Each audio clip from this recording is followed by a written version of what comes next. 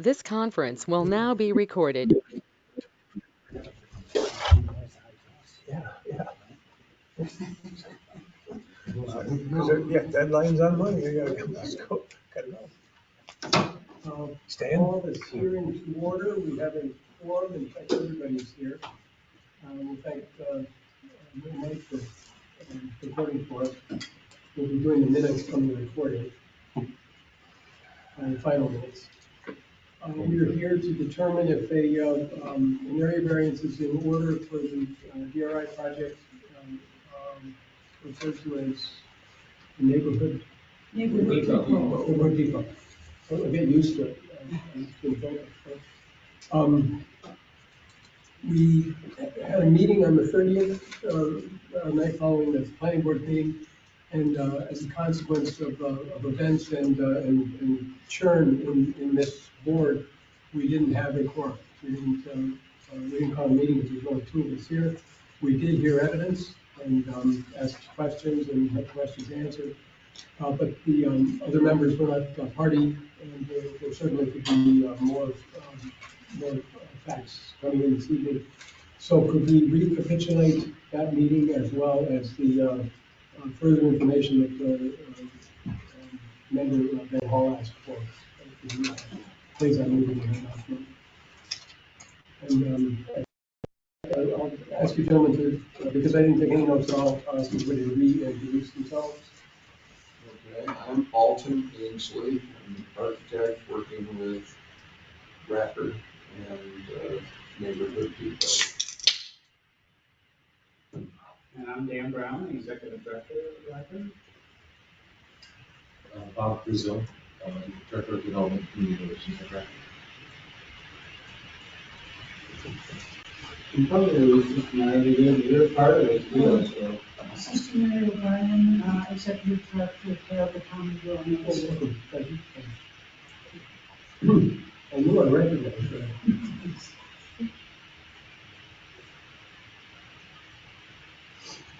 And all the, everybody who's here, who's not us, signed the sheet. Thank you. And anybody is welcome to speak, it's not all at the same time. Would you like to super do a review again? Yes, if you would, please. That would be a great thing. But you, Yeah, Bob did a great job. Thanks. So again, my name is Bob Brazil. I'm the Director of Development and in charge of fundraising for this project. So this project kind of came from community needs. We were speaking with nonprofits in the area for kind of a lack of space, a lot of lack of rental space, kind of a lack of continuity services as well, having everything kind of close together in communication. So what this project is, it started as getting nonprofits together to share services to reduce the cost of the overhead for each nonprofit. Reducing that overhead will help us, obviously reduce administrative costs. It'll allow us to put more into our programs, individualized for each nonprofit that's involved. And those nonprofits are Racker, Owego County Rural Ministry, Owego County United Way, and Tompkins Tioga County Chambers. With that savings of administrative costs, like I said, that will go to programs, but also for Racker, I can speak for when we create jobs as well. That is included in our Empire State Development Consolidated Funding application. We anticipate creating anywhere from 8 to 15 jobs with the money that we'll save in that community supports program. Our services that we'll share are IT services, facility services, utilities. There'll be a large conference room, 1,500 square feet. We'll share that as well. Also included in our planning, we came to light as we were talking about this with community members, is the need for a recovery shelter for when and if it does flood again, like it did in 2006 and 2011. This facility will have a 1,500 square foot boardroom and shelter because people, persons who sleep there, also a shower, have a a commercial kitchen, commercial refrigerator, and industrial generator to keep things, the lights on. Last time we presented to the planning board, it also occurred to us that we thought of it as a flood recovery shelter.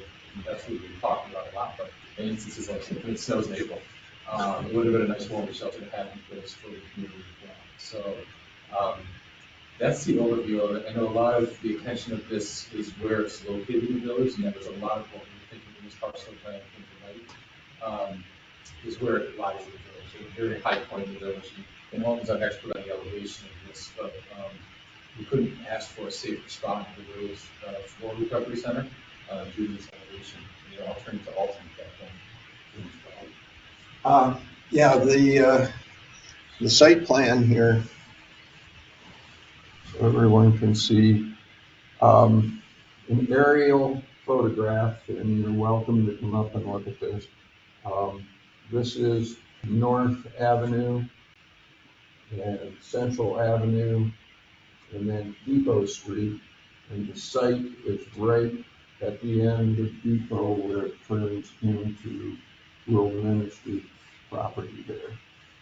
And so this is the site. There are 3 former single-family homes that over the years have been converted into 3-unit apartment buildings, each one. So there's a total of 9 units in these 3 homes. And then the Rural Ministry building is currently right here on the site. This being North Avenue, it dips down, and the stairs and the retaining wall there, the stairs are deteriorated. And here's Central Avenue. Fox Street is right here, and these commercial buildings, the laundromat, the video store, those are all, they will remain in place. So the 3 residential multi-unit facilities will be removed. The Rural Ministry will be maintained until such time as the new building is completed. Then that building will be demolished and the site completed with the parking. The building itself is single-story, slab on grade, no basement. It's 15,970 square feet. And we tried to bring back the railroad depot vernacular there in the design of the building. And it has entrances off of Central Avenue, also a main entrance off of the larger parking area. Due to the fact that North Street drops down, these stairs are deteriorated. We're going to remove those stairs, infill the retaining wall, and then fill in the slope where the stairs have been removed, and then regrade that and plant it out so it become an attractive slope. There is enough, the elevation is close enough at this corner that we can add a walkway here so that pedestrians can come from North Street, walk along this edge of the parking, and then into the building. With regard to the elevation of the site, this is a flood map that unfortunately on the FEMA website, when it was downloaded, it got cut off here. The flooding actually loops around, and this is part of the 500-year floodplain. But the 100-year, this site is high and dry. The base flood elevation of the village is 813 feet elevation. The finished floor we anticipate for this building to be at 820 feet elevation. It's approximately a foot above the railroad track that passes over North Avenue. And the variance that we're asking for, this property is part of an industrial zone, which requires that we have 1 parking space for every 100 square feet. That means 160 parking spaces. which would basically fill the entire site. The need for the parking in this building, Bob and Sister Mary have gone through and calculated the maximum number of people at any one time, any day of the week.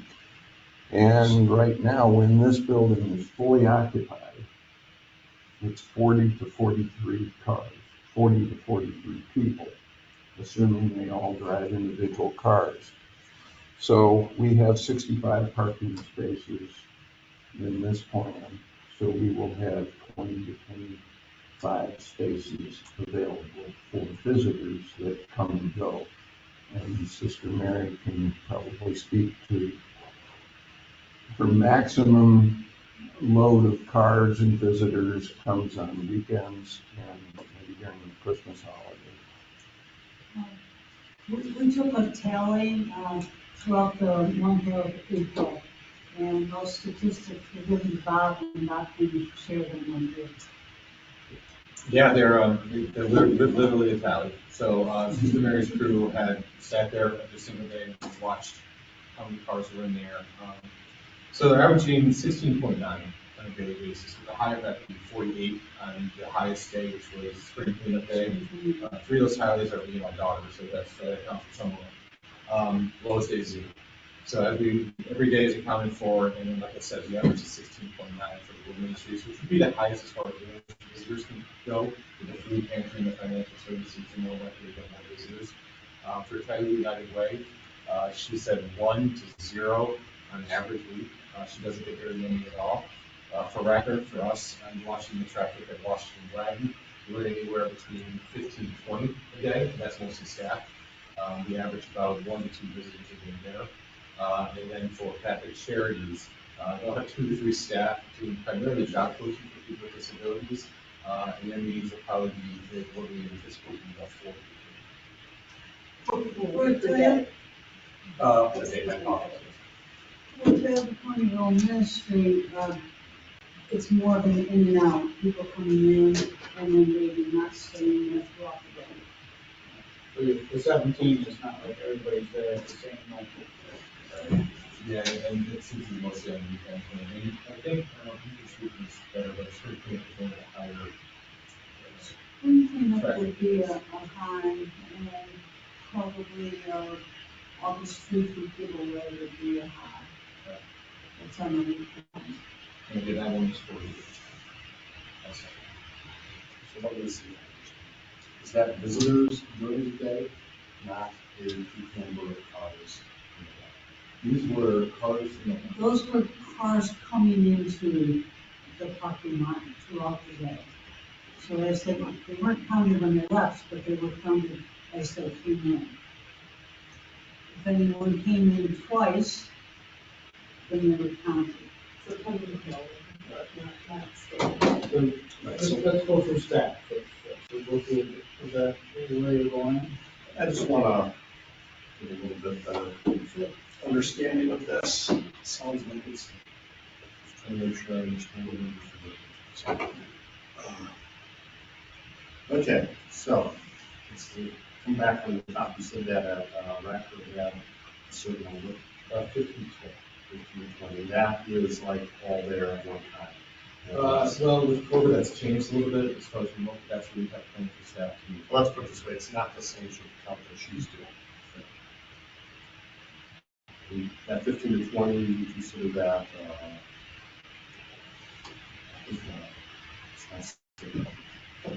is that like the max, or is that like the normal? It's statistical terms of that's what you're. 20 is going to be the max, because that's what we have for officers. Now that might be a figure of the, same visitors. 3 people come in to have an evaluation for the dial, the space that happens probably once a week. So, for us, as Bob said, for record, we'll have 1 or 2 or 3 visitors, or on average, visitor on top of the 20 staff that will home. Never, very unlikely we get all 20 staff there at the same time, but as a plan, that we're an apartment. And then for rural ministry, we would have 3 staff cars, 3 to 4, and 2 volunteers in the morning and 2 volunteers in the afternoon. So there'd be 2 extra cars in the morning and 2 extra cars for a 3-hour period in the afternoon. Other than that, there would be people coming in for financial assistance or for the pantry, coming in, going out. Roughly there for 20 minutes, max a half hour. So your numbers that you said before, cars coming in, I don't count those as staff cars. No, for staff cars, it's just right now, currently, there's just 3 current staff. But So the numbers that you had, you had before, then for the people that are coming in, actually, you got the data right now. Because from moving out to the inventory on a Sunday or something, you put in 0 on a Sunday. So what I really need to know is statistical terms, is what I would call like mode. And so like, what you normally have most often. Like, not like the worst day necessarily, that's what you're not the least day, you can specialize, there's a much. Yeah, the average So is we do have that, the 16 values, if I don't, you got the data, we got the averages out there. Okay. That is the thrown off by the schools. So like the average house price in every county can be thrown off by $1 So what do you see there as far as the totals that and that stuff is still, people stay for a period of how long is the average? so on average, the 3, the first 3 current staff are there from anywhere from 8 to 4.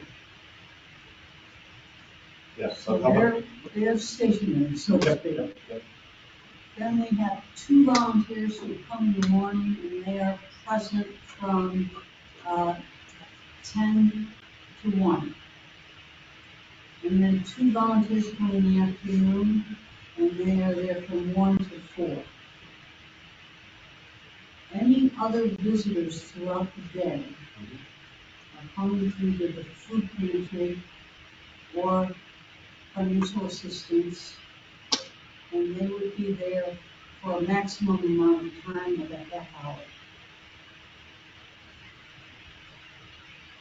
So you consider your full-time parking needs would be 5 people, 5 minutes, and then visitors in and out all day long.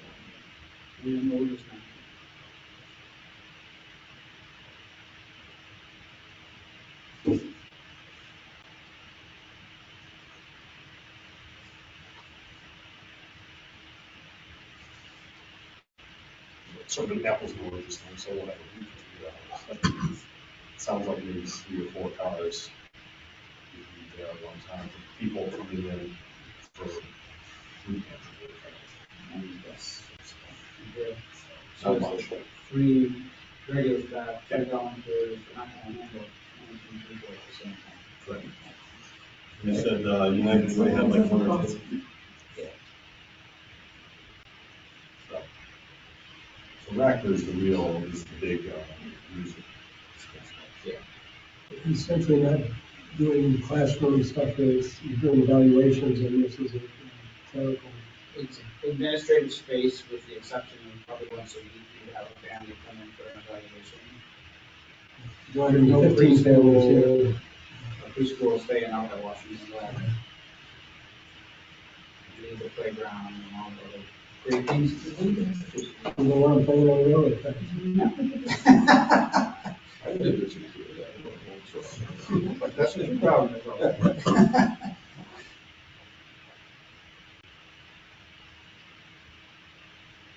So how was Catholic, so you talked about Racker, you talked about rural ministries, you talked about United Way.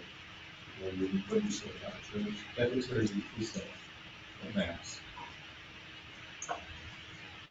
Wasn't the county going to use this for, doing effective evaluations as well? We had talked about putting kind of a hotel desk for visitors, like if they do, and social services wanted to have somebody there. It's all part of the whole idea of the ability to have everything under one roof. So social services wanted to meet with somebody who can open up space for them, meet with other things. It's just kind of like that. Yeah, hotel, in the word hotel means they might have to pay, but we're basically, because we got the dry money, state money, we're gonna have the space, office space available for the town DSS to actually like reserve online and then meet somebody there at the building if they want to. So that would be what the public funds, somebody federal, from the county, somebody doing it. At the time. Okay. At the Ahead of time. time. And whether they do it or not, I don't know. They're gonna make it available. I'm hoping that they will. There's plenty of people who need DSS support that don't have vehicles, and so meeting there, and they can walk from the village or get transportation to the village and then walk. And also something to do. I think. A lot of the people whom we serve are walkers, you know, so a really good percentage of the people walk.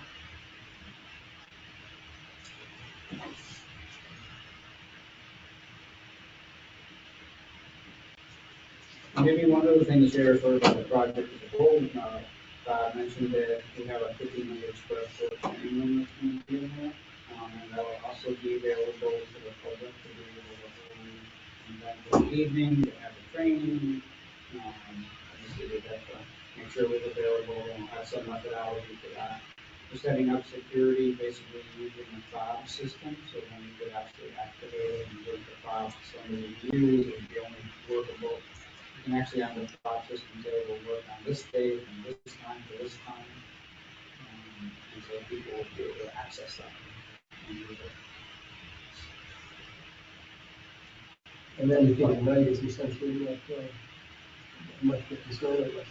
What's that? Because then at night, I would think, I'm imagining a Christmas party when, 50 or 80 people show up, everybody has a Christmas party. I guess for one time a year, kind of thing is what you build a plan around. You know, we said that that's not really a concert. Or ignore it, no, but it's just. It's fair. I have no idea. That's the line. This is my first one of these, last anybody, at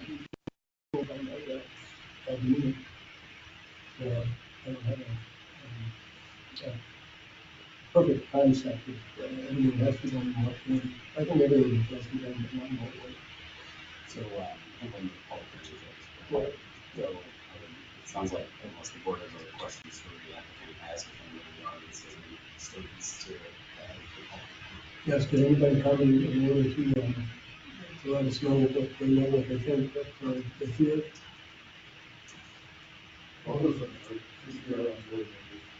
Okay, all right.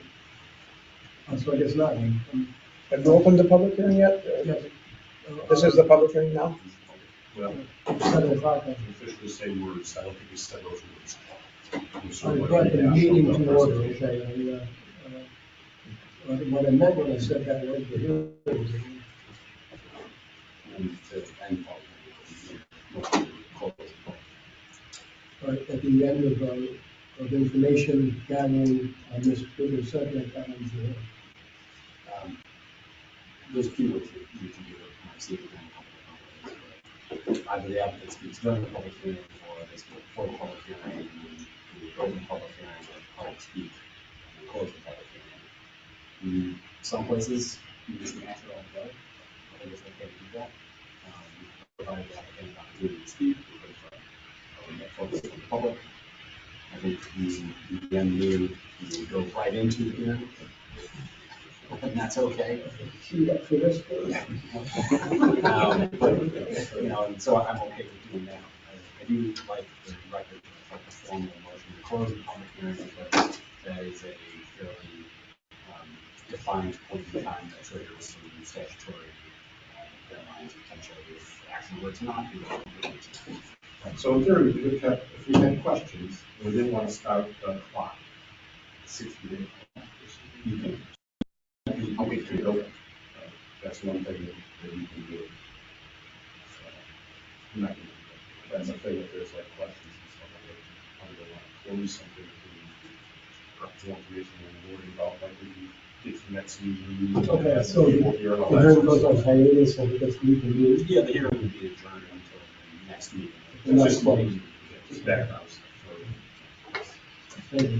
Um, Procedurally properly, it would be nice to have the minutes reflect a motion to open the public hearing and then a second, we'll call it to open. Okay.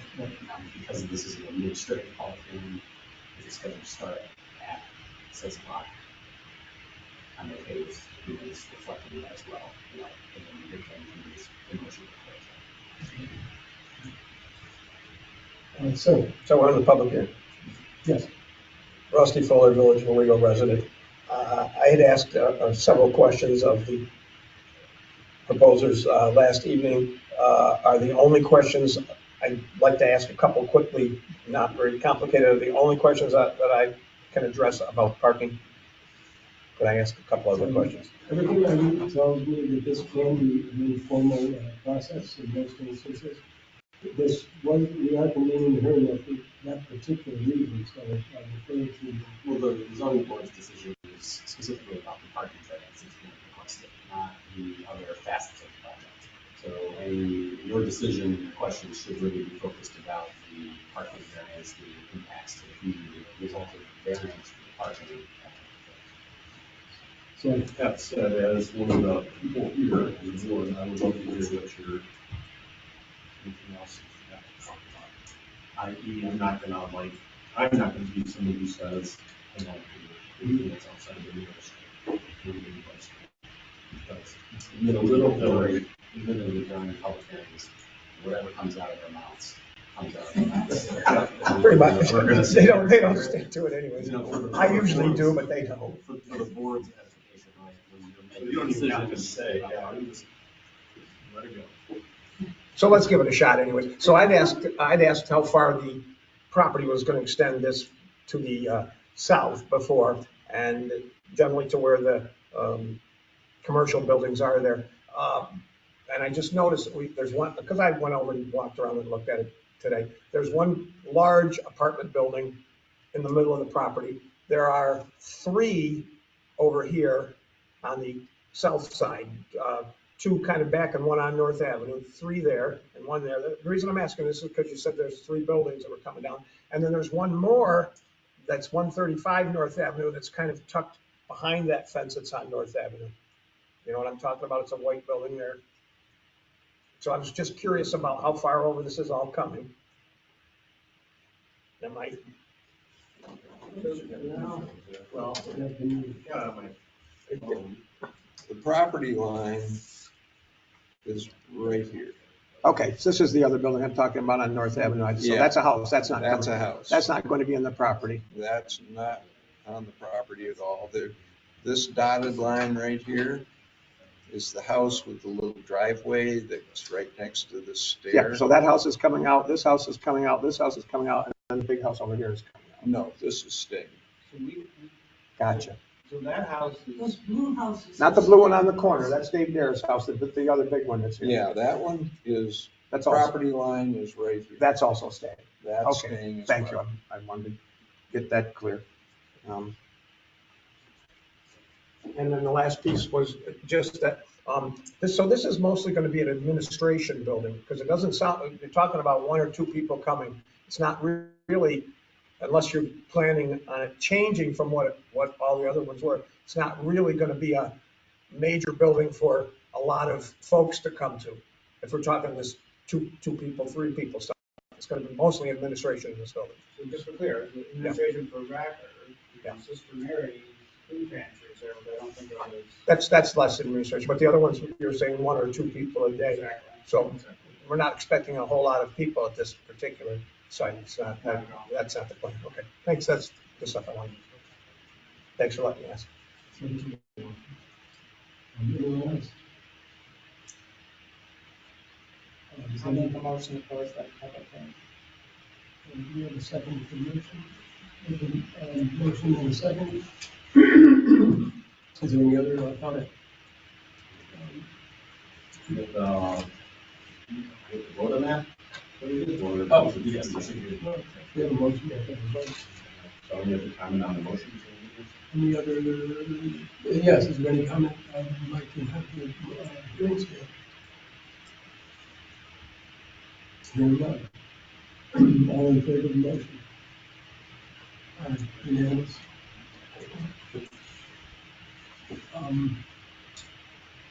So now we talk about the merits. Yep, I always prefer that just prior to discussing the merits, just have the minutes reflect the documents that are in the record. Certainly it's the application, the 239 review, response from the county, which I think recommended approval of the project. Those also, I understand, I'm not sure, you probably don't have the correspondence from the planning board meeting last night, but I can certainly. There is, we don't have the minutes. We don't have the minutes, but I can, somebody, so the report on what happened last night, the planning board reviewed the seeker. They determined that there is no negative, a negative declaration, meaning no significant environmental impacts as a result of the project. They recommended that the zoning board approve the variance for parking, and they also approved the site plan condition on the zoning board granting the variance. Somewhat.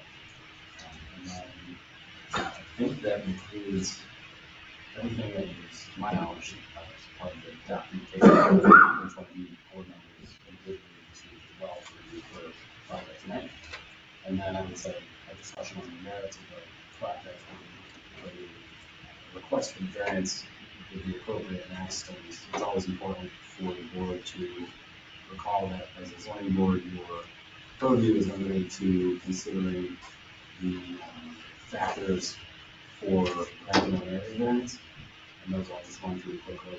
It's first whether an undesirable change will be produced in the character of the neighborhood or detriment to nearby properties created by granting this particular area variance, whether the benefits sought by the applicant can be achieved by some method which would be feasible for the applicant to pursue but would not require variance, whether the requested area variance is substantial, whether the proposed variance will have an adverse effect or impact on the physical or environmental conditions in the neighborhood or district, and then lastly, whether the alleged difficulty is self-created.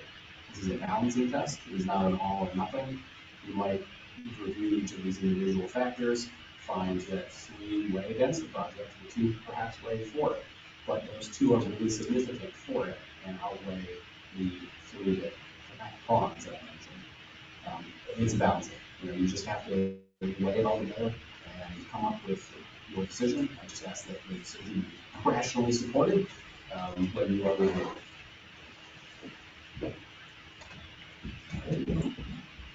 And they've answered those questions in their application, but generally, we don't, we have to go and correct and subdivision and all that. Now, was the county's letter, was that in the second email from last month? That in, I thought I saw it once, but I see it in the, I don't have downloaded yet. There was a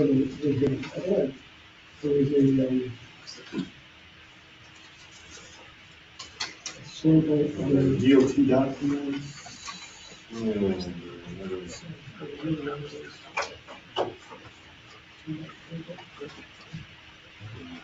I'm gonna give him 2 emails. Well, that's right. So I believe that this is, The second one's only related to.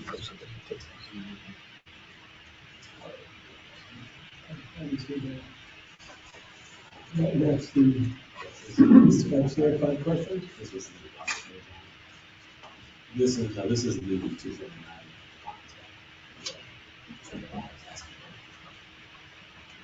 So I hadn't seen it. So,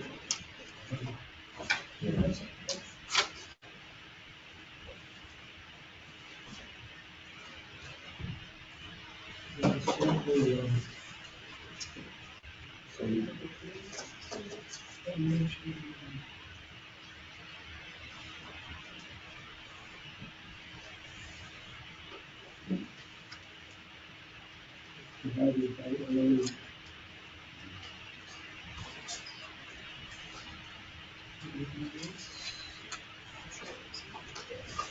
So I want to like, I'm only going to go this a little bit and ask the attorney if my basic understanding is exactly how this works.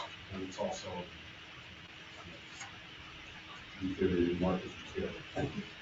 So if there's a 239, if the county says that they disagree with, they're not affirming, or if they have questions, things that they need further information or something like that. In that case, that changes the quantity of people that we need to vote to pass the ordinance.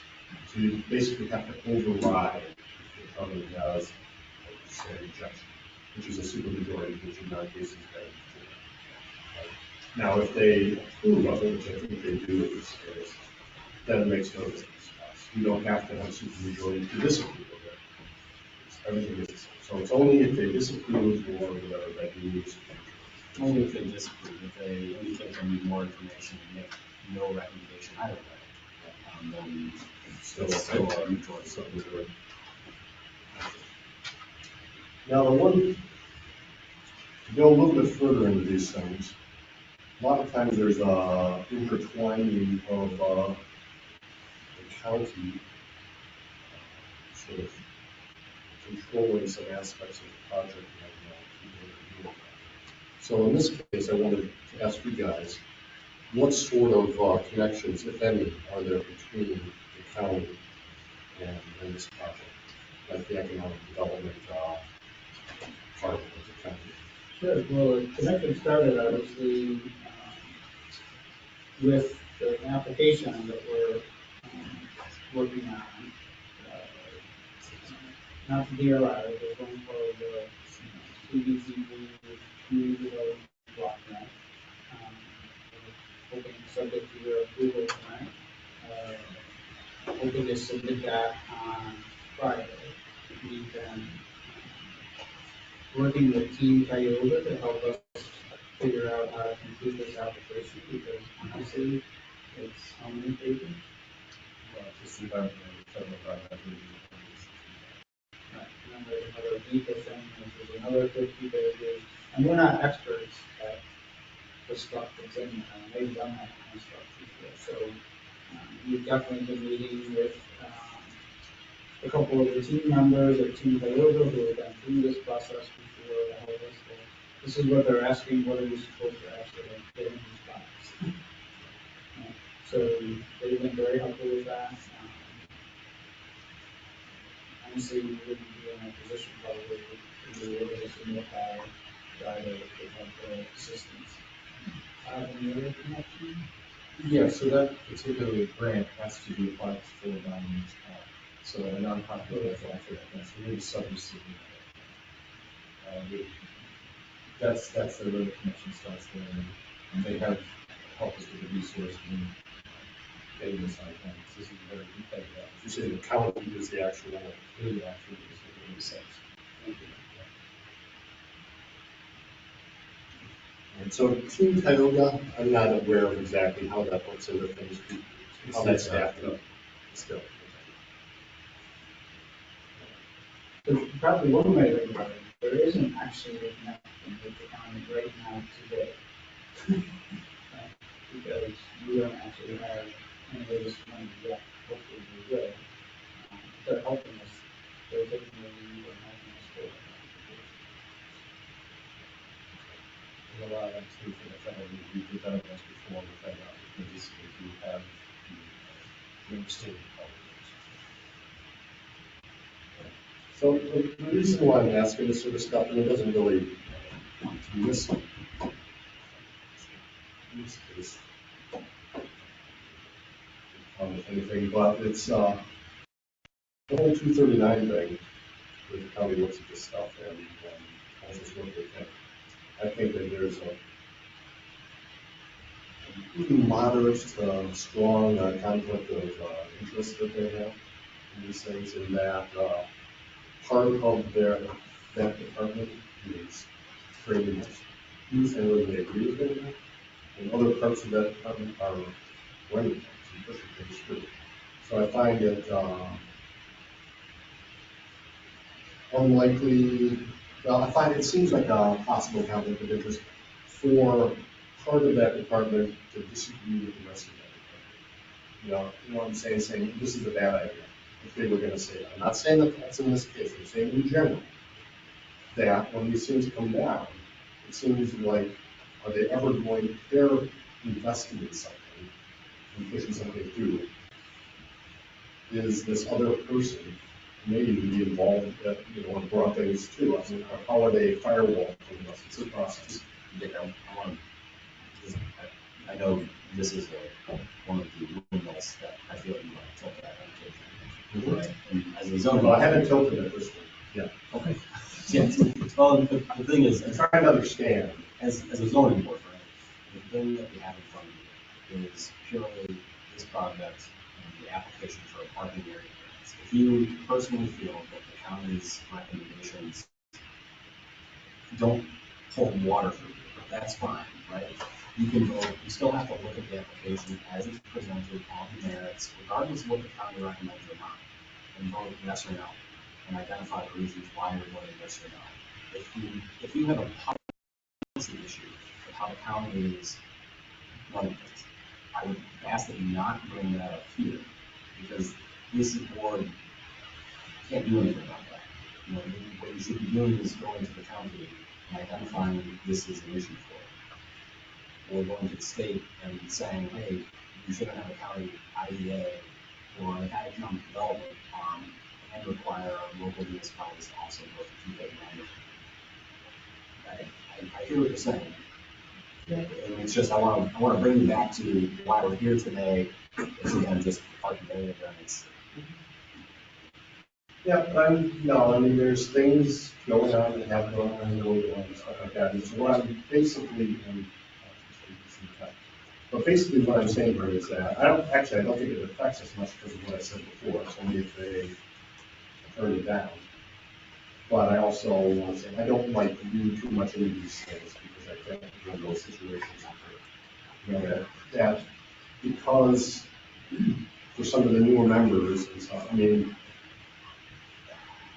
not just going to read and see what they think, and their organization. So I think we need to be very independent of this and make our own decisions. Well, yes. And not just sort of, okay, that's what I'm basically saying. But the person that's voting about this stuff is the county planner, and she's been doing it long time, and she's still has, she's trained for it. The words do have meaning. You can read it. Yeah. But in corporate America, is able to do that. But that's, whatever. So I just don't want to bend to their will on things without I don't thinking think. of it. Yeah, we're not doing that in this case. I'm just bringing it down. In general, I don't think there's a lot of likelihood this happens.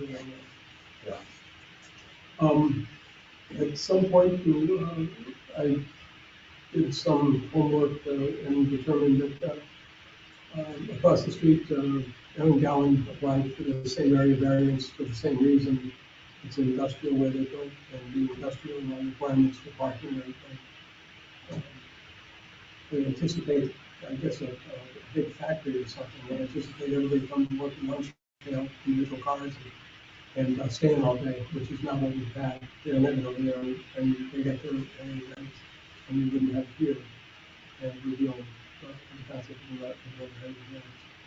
So there is precedent in this, on this block, for this, same application. Yeah, but I would say it's the specific situation that really counts, not Oh, I that in agree. this block you've done something. But- Because actually, what they're doing here Yeah. hurts the ability of that. Is that the Home Central one? Yeah. That hurts the ability of Home Central to be able to deal with heat there. Because some of that parking that you could have on that side, the east side of that road, is gone now because your parking is there. So, whatever, but that's not that I'm I don't think anybody considers that they've got overflow parking on the street as part of the, I think. No, they never say that on these things, but you have to, we always have parking issues on those in the village. They never Certainly have the Christmas parking. party, yeah. And unless you're like over at the heavy, that person is really have the ability to do anything except for their own parking lot. Before they get there, it's sort of expected that can overflow on village streets. I mean, if we were very picky on this, no one would ever be able to do anything in the village. We would never do that parking unless there's no big CBSs.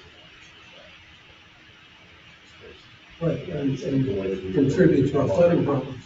Yeah, exactly. So to rephrase some of the discussion, but to again bring it back to the area variance criteria.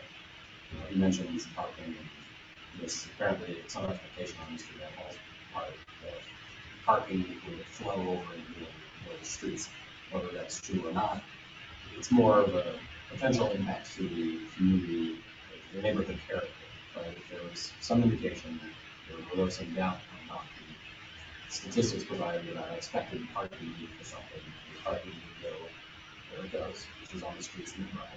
If there was some concern on the board's part that that was a significant potential likelihood, then you would put that as a negative when you balance the test. Now, whether you do or not is up to you all individually and for the vote, certainly. We counted up the numbers and we said that 40. And if we think we're going to use them, there's 65 spots. Against their, there's a crazy ones, or against 48. So that's, and this is a much, I think, better rationale for approving this type of these numbers than what you did for. It was sort of like a feel, and then people then tell that sort of businesses sort of understand. Here we have, at least have some numbers that came out. So that's a good, that's something that would stand up probably in court. So it's not just saying it's a good idea, it's saying based on these numbers, no problem. So that's what I like to see, that want to have, make a decision based on, no matter even if I like to look at some emails, I like to have at the end some numbers that make sense and a bunch of statements about why this situation is special. You know, it's not just a general thing that everybody comes to. So, thanks, Jerome.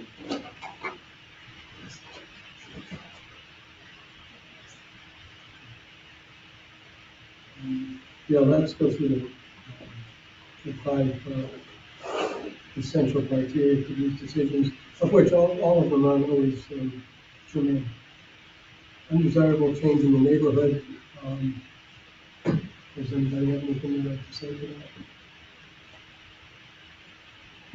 Certainly, I think the building is good too. I think the building itself is a neighborhood undesirable. And somebody mentioned, and I don't think it was me, but it could have been me, permeable pavement. Is that what it was? We are looking at the viability of permeable pavement, mainly in the larger parking area. The soils beneath that do percolate fairly rapidly. Up along Central Avenue, that soil has got a lot more clay and silt in it, and it doesn't percolate as well. If we don't use pervious pavement, which tends to plug up over time, we will be putting in dry wells to absorb water and let it percolate through the soil with a couple catch basins to collect the water and bring them into those dry wells. We also will have a detention area here at the top of the slope. Parking now goes to about this point. So we've got 8 or 10 feet there where we will be able to have a small swale capture some of that water and let it percolate into the ground there. So, anyway, just heard that you're going to have, some retention ponds, you're going to have some dry wells, but more dry wells if you go with, impervious pavement. Yes, if we use pervious pavement, which allows the water to percolate through the pavement itself, then we won't have as many dry wells. And that is still a balancing act, and the engineers, civil engineers will be looking at that.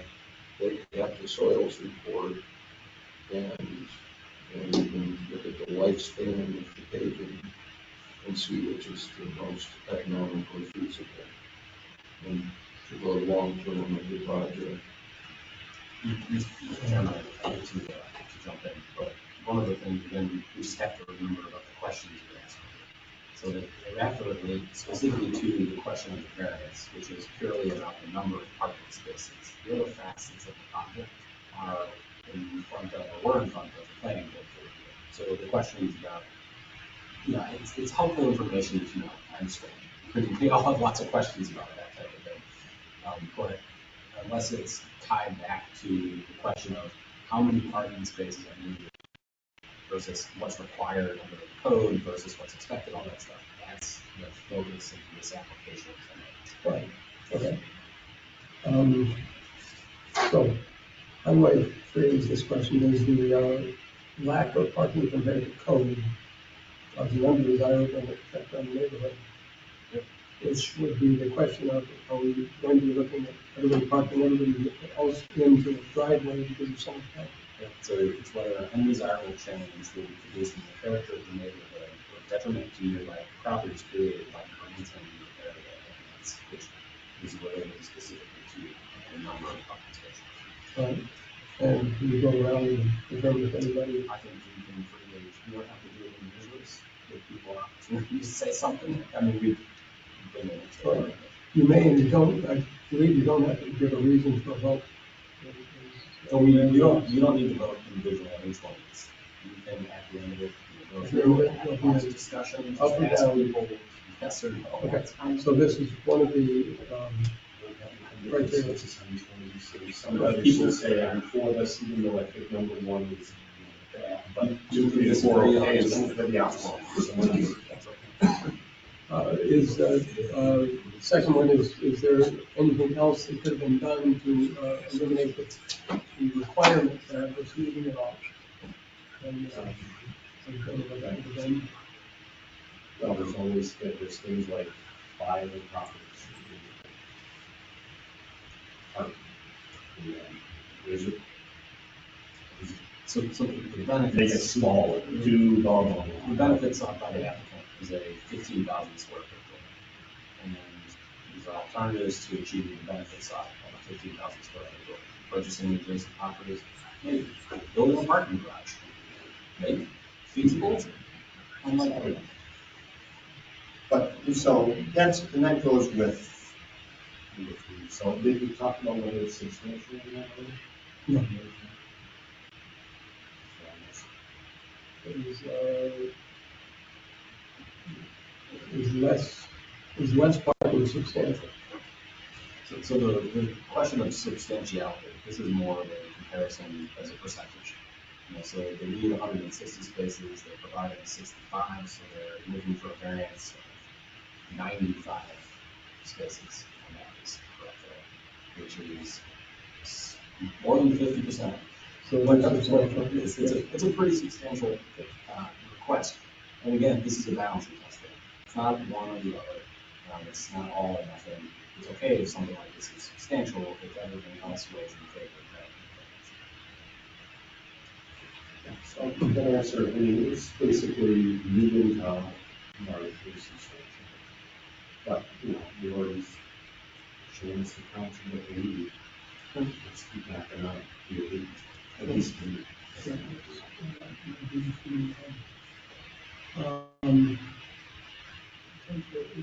Drainage stuff, particularly that's where I'm seeing that is familiar with this question. Is not all got answered? When it comes to a parking variance, more specifically, the question you commented on whether the variance would have an adverse effect or impact on physical or environmental conditions in the neighborhood the district. And usually, again, when it comes to parking, what's the likelihood that, in fact, the parking will be adequate on this parcel? Which means it gets pushed out into the neighboring streets or adjacent parking lots. And do you think that is even a likely outcome from granting these variants? In light of the information that's been provided, where they basically indicated that about 40 vehicles is the mode and typical use day, suggesting that they have a parking outside. So just a question, when he wanted more information on the type of pavement they were gonna put down and stuff like that. So that, if they weren't, let's just say that you didn't have a plan for that and you were just gonna throw stone down or something like that, and that, flooded easily and, big rainstorms and stuff like that. So that could have a negative impact on the parking, but that's not really what we're voting on, we're just voting on spots. Yeah, so Is that what you're saying? type of concern, what is the pavement? How are you, Yeah. that's just the site plan review. Because the planning board would say, is it stone, is it just dirt? Are you gonna be creating clouds of dust? So we're specific to spots. You're Doesn't matter specific to what you're spots. parking on or what kind of condition it Whatever is. variance we can, they could very well go and put it in the thing, and it's not anything that Impact. And is it a self-created difficulty, only insofar as the project is the project? We almost always say no, and we always say yes. It is where the project is not a self-created. Because usually the answer is usually it's somewhere else. They're buying the property, they have bought the property already. Sort of. And it's a balance. She bought all of ours so we could get eight of them. And then what is the,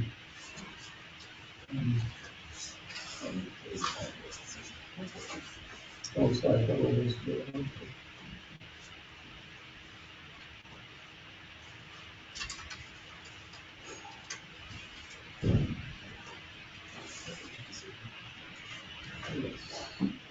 Yeah, So it appears that there's a proposed decision for the board, which contemplates potentially granting the variance. You can read through it. Does everyone have a copy of it? If not, then I would suggest reading through it. this is a, potentially a decision. Village of Owego zoning board of appeals area variance number 0304-2022-1. Whereas the village of Owego zoning board of appeals received a request for an area variance for parking spaces on April 27th from Bob Brazil of Racker Central to construct a 65 space parking lot for the proposed new 15,971 square foot building. And whereas, according to the Village of Owego Code Chapter 195 zoning, Article 18 supplemental district regulations, and section 195-112 off-street parking requirements, 160 parking spaces are required for this almost 16,000 square foot building, requiring the granting of an area variance to the Village of Owego zoning board of appeals. And whereas pursuant to general municipal law, section 2239-I and then one of that, the planning board has referred this application to the Title County Planning Board, which has made a recommendation of approval for both the site plan review and the area variance for parking. And whereas the Village of Owego Planning Board has declared themselves lead agency for this unlisted action in accordance with 6 New York CRRs. Yep. New York Code Rules and Regulations. Part 617 secret. Evaluated the project utilizing the short environmental assessment form and found no adverse environmental impacts and has made a negative declaration. And whereas the Village of Owego Planning Board has also reviewed the area variance for parking associated with this project in accordance with Chapter 195 and Sections 195-32, the Village of Owego zoning and recommended the Village of Owego zoning code and recommended the Village of Owego zoning board of appeals grant the area variance.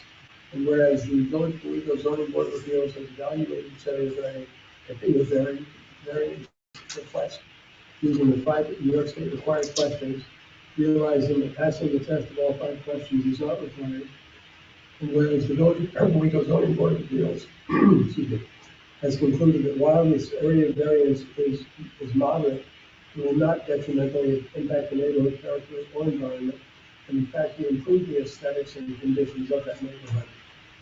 And whereas the layout of the parking and building provides safe vehicular access and traffic flow, and additionally, the amount of parking spaces required by the Village of Owego zoning is outdated and excessive for this low-intensity of this use.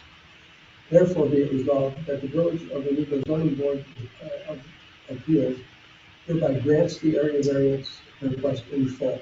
And we might or might not do that. Maybe, I think. Maybe Elaine's idea, or maybe it's wrong. I would take issue with the last whereas clause where it calls the building windows open for a park lot outdated excessive. Maybe not outdated. Excessive for this low intensity office, you're saying that's the question. Well, that's a policy question, and if you're trying to send a message to the village board about recommendations for changes, I would recommend doing it not a motion to approve or deny an area variance, and instead have that discussion separately.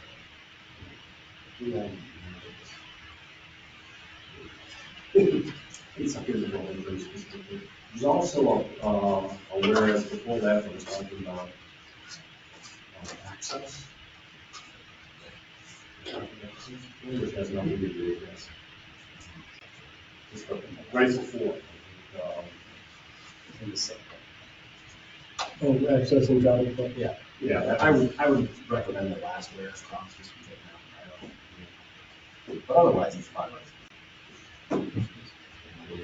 Did everybody pretty well understand the gist? If not, memorize the, so can I strike this? Strike that out, and then I would just recommend or ask for, whichever should be asking for the way to phrase it would be a motion to adopt a resolution as presented and if you understand the last way. Yeah. And I would like to actually get one of these today. Yeah, well, At the meeting as opposed to get it as an email or something before the meeting. Now, if I miss the county's 239 thing, then my fault. But if we didn't get that, I want that. I don't want anything happening, except for stuff that people are presenting. Because it's like, you know, read it, not. Signs now. I appreciate them doing a lot of work for us. I know that it is. I don't think they and like the churn. would. It's kind of a-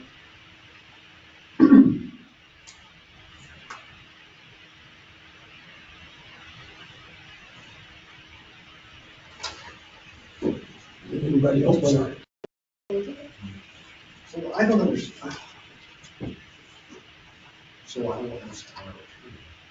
So we have some specific numbers in here that indicate why we can't keep and why it's. And none of that is in here. So if I read that way, it's just like, that's okay. And there's no rational. Do you have a specific proposal to recommend that the board amend the proposed resolution?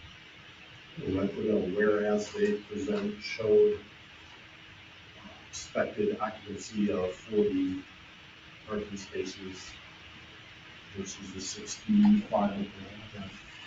That's okay. 65 is more than what they would need. Where they only want 60. So that amount there is sufficient for expected usage as shown by actually collecting data and If we discuss the more, you feel that the additional whereas clause would be helpful, specifically comment on that, or you could also consider a whereas clause, so it's stating simply, the information presented by the applicant at the hearing, in our opinion, justifies granting the variance. Because then that's everything. We had meeting minutes that came out, it's sure there's kind of, there's a trail back. Yeah, there should certainly be minutes from the meeting. Yeah, that's fine, that's even better. All right, so this is, the resolution is based on everything that took place. And if someone can get back to that, everything. Well, it's just numbers, it's not, I would say. Say again? We're impressed that time is of the essence because money is, doesn't grow on trees, as I'm told, and there's some offered that won't be offered for long. And so we very much, I don't want to say should because that's not our place. It's just sort of a timeless process. It will take place in time. What would be any questions about? Well, pertaining to parking. Do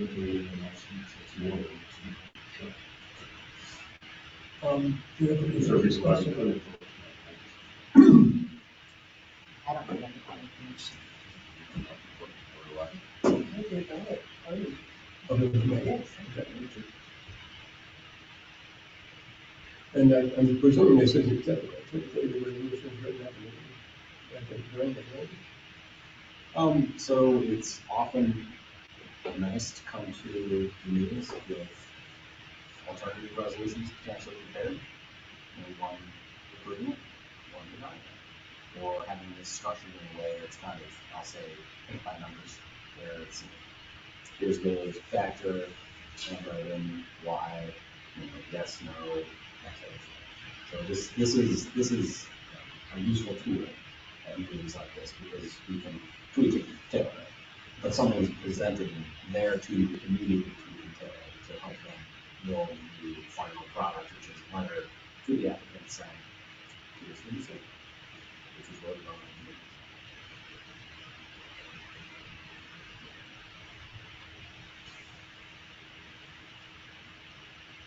And do we, when we come to it, do we ask for a motion to accept the resolution? Or something? Yep. Get that presented and, Um, is there an order that, the way I phrased it, feel free to tweak it, because that was great. The additional whereas clause being the applicant at the hearing presented the motion concerning satisfying the balancing test required by state law. Very trying to be generic and capture everything.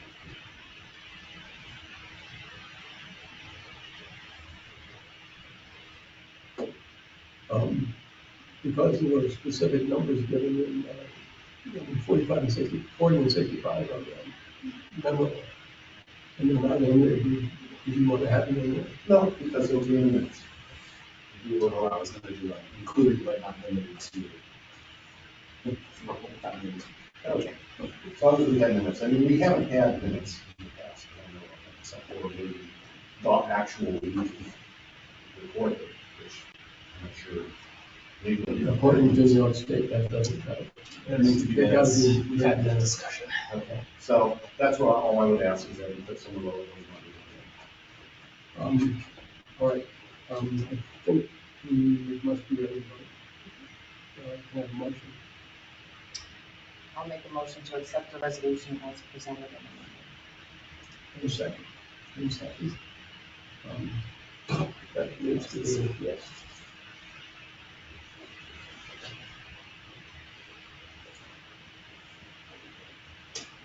All right, we have a motion and a second. Sorry? Oh. And this is a recording. Is there any other discussion? All in favor? Aye. Unanimous. Excellent.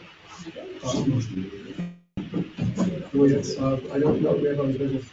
I will, I apologize, Dick, to be honest with you, I didn't know what to do with that. didn't know if it was supposed to exist. The resolution that came to me that was done before the meeting. This is the first time, maybe I'm wrong, but I don't recall getting one all. We need to, yeah, we need a motion to, Make a motion to adjourn. and you second. Thank you, everybody. Exciting project. So I don't know if the planning board did any meeting chairperson. So that may explain that. It's a musical tool, the county just wanted to decide this time.